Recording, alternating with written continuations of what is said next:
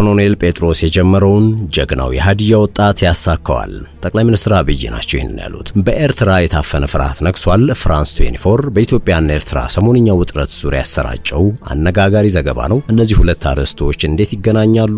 እንመለስበታለን። 4 ኪሎ ቤተ መንግስት የሚጠበቁት ጥቁር እንግዳ የትልቁ ሀገር መሪ ኢትዮጵያ ሊገቡ ነው ተብሏል። ፌዴራል ፖሊስ በቲክቶክ አዋርድ አፈንግጠዋል የተባሉ ግለሰቦችን እያሰሰ ስለመሆኑም ተነግሯል። ሌሎችም ጉዳዮች ተካተዋል። ጤና ይስጥልን። የሰዓቱ የመረጃ ጥንቅራችን ተጀምሯል። በመግቢያችን ላይ ያደመጣችሁት አበይት ነጥቦችን ነው። ዝርዝር መረጃዎቹን እንደሚከተለው እናጋራችሁ።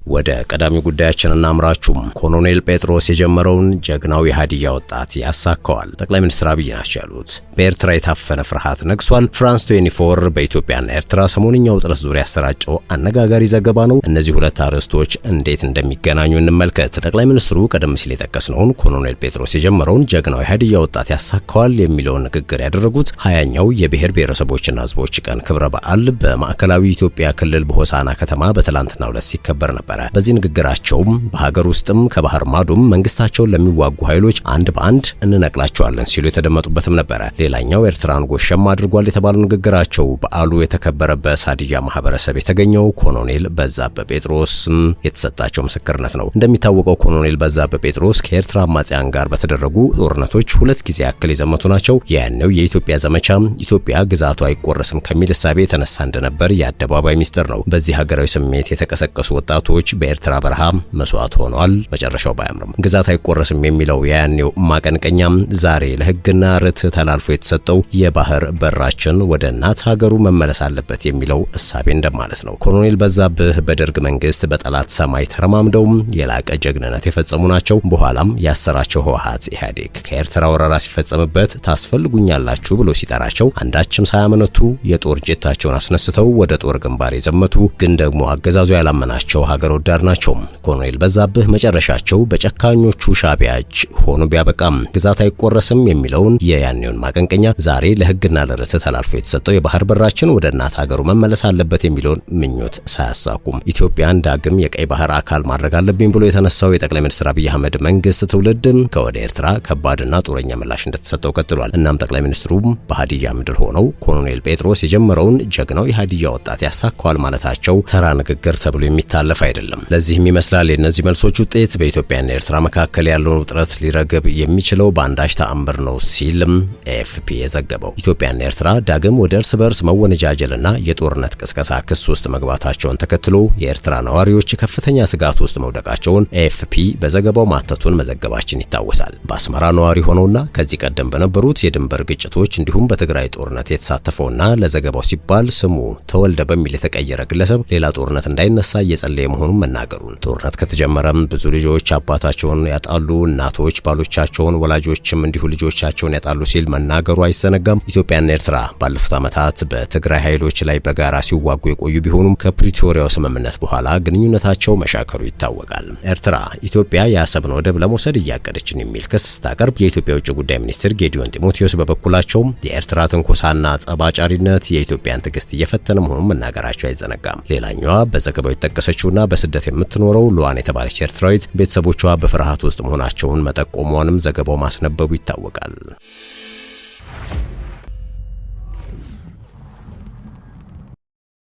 የሸገር ታይምስ ቤተሰቦች ወደ ሌላኛው መረጃችን እንለፍ። ጀነራል ታደሰ ወረደ በቢሊዮን ብር ጣፋንታ ወስነዋል ተብሏል። የታገደው የትግራይ ወርቅ ማውጣት እንደገና እንዲጀምር መወሰኑን ሪፖርተር ዘግቧል። የትግራይ ጊዜያዊ አስተዳደር ፕሬዝዳንት ታደሰ ወረደም አቶ ጌታቸው ረዳን ከተኩ በኋላ ተቋርጦ የነበረው በክልሉ የወርቅ ማዕድን ማውጣት ስራ እንዲቀጥል ወስነዋል የተባለው ከፕሬዝዳንት ቢሮ ተገኘ በተባለው አዲስ መመሪያ በክልሉ ውስጥ መስራት ለሚፈልጉ የማዕድን ኩባንያዎች አዲስ ደንቦች ይፋ ተደርገዋል።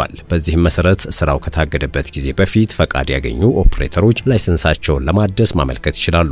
ይህም በመመሪያው መሰረት ስለማመልከቻው ያቀረበው መስፈርት ነው ተብሏል። በመመሪያው መሰረት ቀደም ሲል ፈቃድ የነበራቸው ነገር ግን በህገወጥ የማዕድን ቁፋሮ ውስጥ የተሳተፉ ኦፕሬተሮች ምርመራ ይደረግባቸዋልም ተብሏል። በሂደት ላይ የነበሩ የግንባታ የማዕድን ቁፋሮና የማኒፋክቸሪንግ ፈቃዶች ከትግራይ የማዕድን ቢሮ ባለስልጣናት ግምገማ እስኪደረግ ድረስ ባሉበት ይቆያሉ ነው የተባለው። የማሽነሪ የኬሚካልና የቴክኖሎጂ አቅራቢዎች ፈቃድ ግን እንደሚሰጣቸው ተነግሯል። ነገር ግን በዘርፉ የሚሰማ የተሰማሩ ኢንቨስተሮች የሮያሊቲ ክፍያ የመክፈል፣ ቆሻሻ አወጋገድ ግዴታዎችን ማሟላትና ዛፎችን የመትከል እንዲሁም የተቆፈረ መሬትን እንደገና የማልማት ግዴታ አለባቸው። ያም ሆኖ መመሪያው በትግራይ ውስጥ ስራቸውን ለመቀጠል ሲጠባበቁ የቆዩ የውጭ ማዕድን ኩባንያዎችን በቀጥታ አይመለከትም። ሆኖም ባለሀብቶች ከአካባቢው ነዋሪዎችና የክልሉ የማዕድን ቢሮ ፈቃድ ወይንም ይሁንታን ማግኘት እንደሚያስፈልጋቸው ይገልጻል። ዘገባው እንደሚለው የኤፈርት አንድ አካል ከሆነው ኢዛና ማይኒንግ ልማት ጋር በመተባበር ወደ ትግራይ የገቡ በርካታ የውጭ ማዕድን ኩባንያዎች የኢዛና የወደፊት ዕጣ ፈንታ እርግጠኛ ባለመሆኑ ግራ ተጋብተዋል። የዘገባው ምንጮች እንደሚሉት የፌዴራል መንግስት የክልሉን አስተዳደርና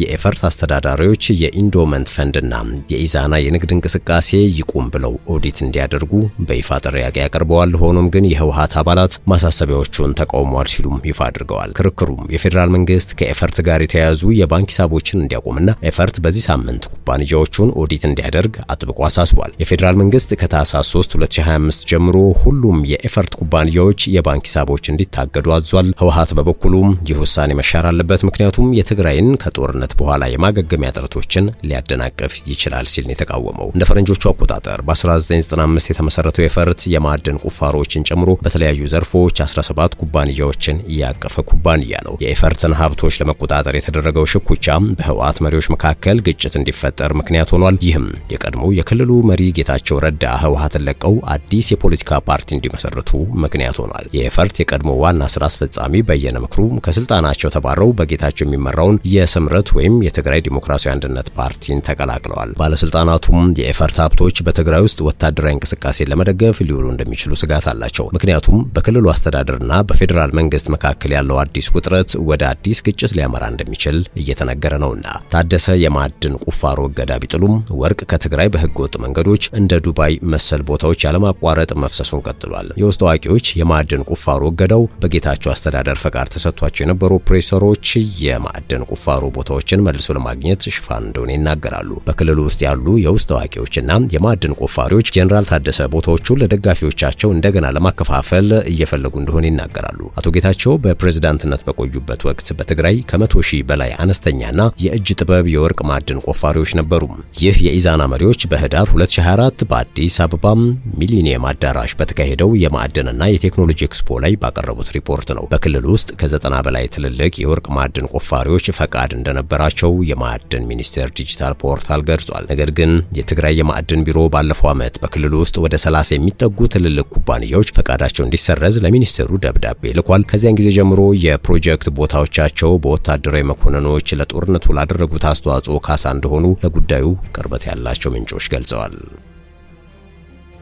ፌዴራል ፖሊስ በቲክቶክ አዋርድ አፈንግጠዋል የተባሉ ግለሰቦችን እያሰሰ ነው ተብሏል። ከሰሞኑ በመዲናዋ በተካሄደው ቲክቶክ አዋርድ ላይ ከሀገሪቱ ባህልና ስነ ምግባር ያፈነገጠ አስነዋሪ አለባበስ ለብሰው የታዩ ግለሰቦች ላይ ምርመራ መጀመሩን ፌዴራል ፖሊስ አስታውቋል። የኢትዮጵያ ፌዴራል ፖሊስ የሶስተኛው የጂ ፓወር ቲክቶክ ክሬቲቭ አዋርድ ላይ ከኢትዮጵያ ሕዝብ ባህልና ስነ ምግባር ባፈነገጠ አኳኋን ሰውነታቸው የተገላለጠ አለባበስን ለብሰው በአደባባይና በቴሌቪዥን ቀጥታ ስርጭት ለሕዝብ የታዩ የተባሉ ተጠርጣሪዎችን ከነግብረ አበሮቻቸው በቁጥጥር ስር ውሎ ምርመራ መጀመሩን አስታውቋል። ፌዴራል ፖሊስ በይፋዊ የፌስቡክ ገጹ ላይ ባወጣው ጽሑፍ ሰሞኑን በአዲስ አበባ ከተማ በተካሄደው ሶስተኛው የጂ ፓወር ቲክቶክ ክሬቲቭ አዋርድ ላይ ከኢትዮጵያ ሕዝብ ባህልና መልካም ስነ ምግባር በተቃራኒ በሕዝብ ዘንድ ተቀባይነት የሌለው አስነዋሪ አለባበስ ለብሰው በአደባባይና በቴሌቪዥን በቀጥታ ስርጭት የታዩ ዝግጅቱን በስፖንሰርነት የደገፉና ፕሮግራሙን ያቀነባበሩ ተጠርጣሪዎች ላይ ምርመራ መጀመሩን ገልጿል። ግለሰቦቹም ወንጌላዊት ገብረ እንድሪያስ በርሄ፣ በረከት ጸጋዬ ጅፋር፣ መቅድም ደረጀ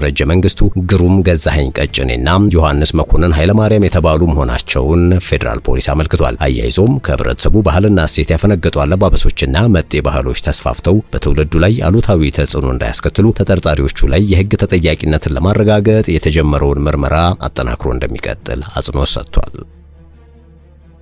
ወደ ሌላኛው ጉዳያችን አመራን። የህንድ ጠቅላይ ሚኒስትር ናሬንድራ ሞዲ በሚቀጥለው ሳምንት ኢትዮጵያ ሊጎበኙ እንደሚጠበቅ ተነግሯል። ይህ ጉዞ የህንድ መሪ ለአፍሪካ ቀንድ ሀገር ከ10 ዓመታት በላይ በኋላ የሚያደርጉት የመጀመሪያው ነው ተብሏል። ኒው ዴልሂ ከአህጉሪቱ ጋር ያላትን ግንኙነት ለማጠናከር ያላትን አዲስ ቁርጠኝነትም እንደሚያሳይ ተነግሯል። እንደ ካፒታል ጋዜጣ ዘገባ ሚኒስትሩ ከታህሳስ 7 እስከ 8 2018 ድረስ በአዲስ አበባ ሊቆዩ እንደሚችሉ ተገልጿል። ይህም ዮርዳኖስን በታህሳስ 6 እና 7 እንዲሁም ኦማንን ታህሳስ 8 እና 9 2019 የሚያካትተውን የሶስት ሀገራት ጉብኝት አካል ነው። ለመጨረሻ ጊዜ ኢትዮጵያን የጎበኙት የህንድ ጠቅላይ ሚኒስትር ማንሞሃን ሲንግ ሲሆኑ እሱም እንደ አውሮፓውያን አቆጣጠር በ2011 ዓ.ም እንደነበር መረጃዎች ይጠቁማሉ። ህንድና ኢትዮጵያ በትብብር ላይ የተመሰረተ ጠንካራ የልማት አጋርነት አላቸው። አዲስ አበባ ከአህጉሪቱ ከፍተኛ የህንድ የቅናሽ ብድር ተቀባዮች አንዷ ስትሆን ፕሮጀክቶችም የባቡር መስመር፣ የሸንኮራ ፋብሪካዎችና የኃይል ማስተላለፊያዎችን ያካትታሉ። ይህ ባለብዙ ሀገራት ጉዞ ከቅርብ ጊዜ ወዲህ ጠቅላይ ሚኒስትሩ በደቡብ አፍሪካ በተካሄደው የቡድን 20 ስብሰባና በቅርቡ በቡታን ባደረጉት ይፋዊ ጉብኝት ከተሳተፉ በኋላ የሚደረግ ነው። ህንድ በተለያዩ ክልሎች ያሉ ግንኙነቶቿን ለማጠናከር የምታደርገውን ጥረትም ያመለክታል ተብሏል። የጠቅላይ ሚኒስትሩ በኢትዮጵያ የሚያደርጉት ጉዞም በዲጂታል የህዝብ መሰረተ ልማት፣ በግብርና ቴክኖሎጂ እንዲሁም በንጹህ ኃይል፣ በባቡር ዘመናዊነት፣ በማምረት፣ በመከላከያ ትብብርና በትምህርት ዘርፎች ላይ አዳዲስ ስምምነቶችን ያስከትላል ተብሎ ይጠበቃል። በአሁኑ ጊዜ ከ650 በላይ የህንድ ኩባንያዎች ከ5 ቢሊዮን ዶላር በላይ በሆነ ኢንቨስትመንት በኢትዮጵያ ውስጥ ይንቀሳቀሳሉ። ይህም የህንድ ኢንተርፕራይዞች የሀገሪቱ ትልልቅ የግል ቀጣሪዎች እንዲሆኑ አድርጓል። በተጨማሪም በቴክኖሎጂ አጋርነትና በዲጂታል ለውጥ ላይ አዲስ ተነሳሽነት መፍጠርም የሞዲና የጠቅላይ ሚኒስትር አብይ አህመድ ቀደምት ውይይቶች ውጤት መሆኑ ተጠቁሟል።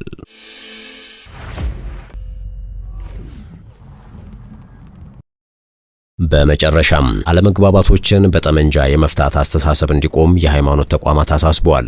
በኢትዮጵያ ዘላቂ ሰላም እንዲሰፍን አለመግባባቶችንና ቁርሾችን በግጭትና በጦርነት ለመፍታት ማሰብ መቆም አለበት ሲሉ የሃይማኖት ተቋማት ተወካዮች አሳስበዋል። የሃይማኖት ተቋማቱ ተወካዮች ችግሮችን በንግግርና በሰለጠነ መንገድ በመፍታት ክብሩን የሰው ልጅ ሕይወትን ከሞትና ከስደት መታደግ ይገባል ብለዋል። በኢትዮጵያ ኦርቶዶክስ ተዋሕዶ ቤተክርስቲያን የመንበረ ፓትርያርክ ስብከተ ወንጌል ሐዋርያዊ ተልእኮ መምሪያ ጽሕፈት ቤት ተወካይ መልአከ ምህረት ቆሞስ ኃይለ ጊዮርጊስ ተረፈ አለመግባባቶችን በጦርነት ለመፍታት ማሰብ ነገ የሀገር ተረካቢ የሆነውን ትውልድ እንደ ሀገር እንድናጣ ከሚያደርጉን ዋነኛ ምክንያቶች አንዱ ነው ብለዋል። አክለውም በግጭትና በጦርነት ውስጥ እየተሳተፉ ያሉ በሙሉ ለሰላም ራሳቸውን ማስገዛት አለባቸው፣ ሁሉም ነገር እንዲከናወን ሰላም ወሳኝ መሆኑን መገንዘብ ተገቢ ነው ሲሉም አሳስበዋል። በኢትዮጵያ እስልምና ጉዳዮች ከፍተኛ ጠቅላይ ምክር ቤት የሴቶችና ወጣቶች ዘርፍ ኃላፊ ፋጡማ ሁሴን በበኩላቸው አለመግባባቶችን ተቀራርቦ በመወያየት ፋንታም በግጭትና በጦርነት መፍታት ማሰባችን ዋጋ ያስከፍለናል ሲሉ መናገራቸውን አሃዱ ራዲዮ ዘግቧል። አክለውም ችግሮቻችንን በንግግርና በውይይት መፍታት የዘላቂ ሰላም ቁልፍ ነው ብለዋል።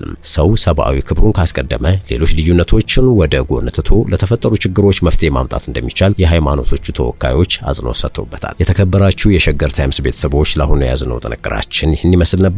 ስላዳመጣችሁን ከልብ እናመሰግናለን። በያላችሁበት ሰናይ ጊዜ